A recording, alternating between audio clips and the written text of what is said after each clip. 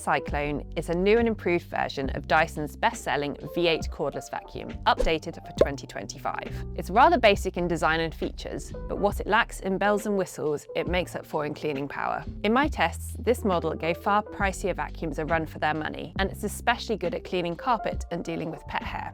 Some improvements can be made to boost comfort and usability, but on the plus side, the pricing is pleasingly affordable, especially for a Dyson. The Dyson V8 Cyclone launched in September 2025, and at sticker price, it costs $349.99 in the UK and $649 Australian dollars. It's not currently available in the US, and I don't have any information on if or when it might arrive there.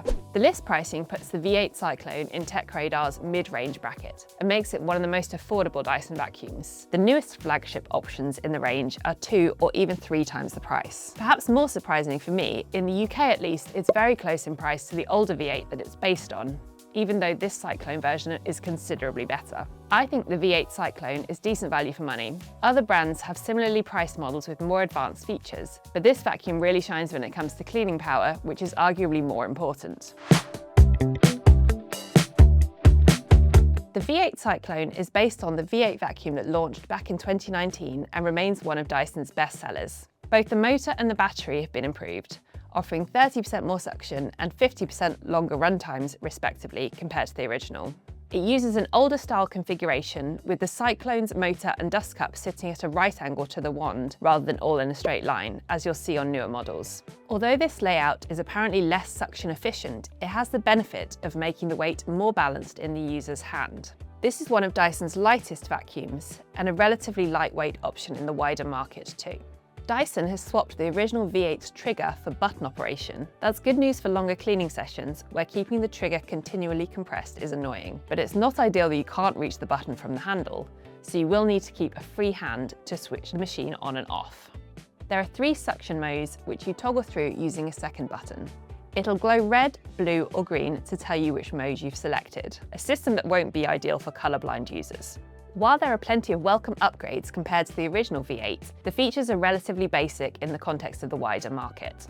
Many modern vacuums, including the newer Dyson models, have an auto mode that can adjust suction based on the floor type or dirt detected. Here, you'll have to toggle settings manually. There's also no screen to provide information. The lack of screen is most noticeable when it comes to trying to figure out how much battery you have left. The LED within the mode button will blink when the battery is running low, and when the vacuum is plugged in, the LEDs next to the battery will blink to show it's charging, or go solid when the battery's full. But anything between full and low is anyone's guess.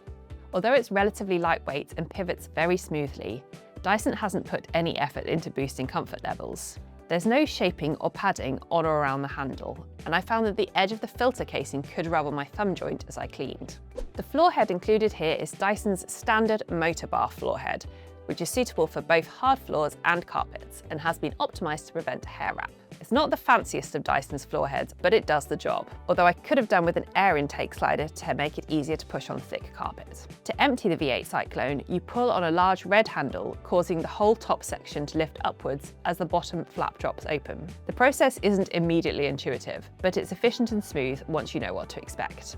I also like that you don't have to remove the wand to empty the bin, as is the case with newer Dyson vacuums. Like pretty much all stick vacuums, you can take the wand off the V8 Cyclone and add a detail tool to use it in handheld mode. The version I tested came with a crevice tool and a mini motorised tool for cleaning stairs and upholstery. While the design isn't necessarily anything to write home about, the V8 Cyclone really shines when it comes to performance. I've used almost all of Dyson's vacuums, as well as numerous models from other brands, and in my side-by-side cleaning tests, the V8 Cyclone held its own against far pricier options. In my tests, the V8 Cyclone performed especially well on medium pile carpet, clearing all fine particles and chunkier debris with ease. It was also very capable on deep pile carpet, although I had to drop to eco mode to make the vacuum easier to push. I was especially impressed with the V8 Cyclone's ability to handle pet hair. The vacuum cleared all visible hair from my carpet sample in a single pass. In its price bracket, this is one of the most efficient pet hair cleaners I've tested. I was a little less impressed with the mini motorised tool, which was good but not great at clearing hair from a velvet cushion. With other Dyson models, I've actually found that the regular combi tool is better at this. On hard flooring, the V8 Cyclone earned decent scores, but was docked a mark or two because it caused some particles to ping about or pool around the floor head. This vacuum doesn't come with a special hard floor cleaner head either, as fancier Dyson models do. One of the big upgrades on the V8 Cyclone compared to the original V8 is its battery. Dyson now promises up to a full hour of cleaning per charge, which is in line with most of the competition these days. Another welcome upgrade is the fact that the battery is now removable and swappable. I timed the medium mode at 28 minutes and 21 seconds. Ideally, I'd hope for a full 30 minutes in medium mode. However, as with all of these timings, you need to factor in the amount of suction being delivered. That varies model to model, and the V8 is definitely on the more powerful end of the spectrum. The max mode lasted 8 minutes, which is again on the shorter side. But again, it's worth flagging that the max mode here is very powerful, and noticeably suckier than some alternatives I tested alongside. So, should you buy the Dyson V8 Cyclone? Overall, I was really impressed with this vacuum. It's not the fanciest model on the market, but Dyson has made improvements where it matters. I think it's a worthy upgrade of a Dyson classic.